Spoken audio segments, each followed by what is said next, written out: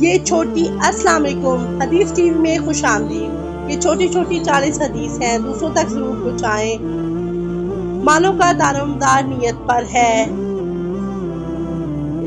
نماز مومن کا نور ہے، روزہ ڈھال ہے۔ بے شک دین آسان ہے، دین خیر خواہی کا نام ہے، نظر بد حق ہے۔ علم دین کا حاصل کرنا ہر مسلمان پر فرض ہے۔ بہترین بات اللہ تعالیٰ کی کتاب ہے اور بہترین طریقہ آپ صلی اللہ علیہ وسلم کا طریقہ ہے۔ یا ایمان کی وجہ سے ہے، جلد بازی شیطان کا کام ہے، نیکی اچھے اخلاق کا نام ہے، باقی آدھا ایمان ہے۔ جو خاموش رہا اس نے نجات پائی۔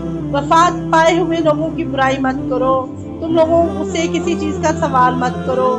اللہ کا نام لو اور دائیں ہاتھ سے کھاؤ، اپنی جانب دیکھو، تم میں سے کوئی شخص کھڑے ہو کر ہرگز نہ پیے۔ مسواک کرنا منہ کی صفائی اور رب کی خوشنودی کا سبب ہے۔ اسلام گفتگو سے پہلے ہے، آپس میں اسلام کا رواج دو۔ ہر نیک کام صدقہ ہے۔ بے شک اللہ تعالیٰ مہربان ہے اور مہربانی کو پسند کرتا ہے۔ کوئی نماز پاکی کے بغیر قبول نہیں کی جاتی۔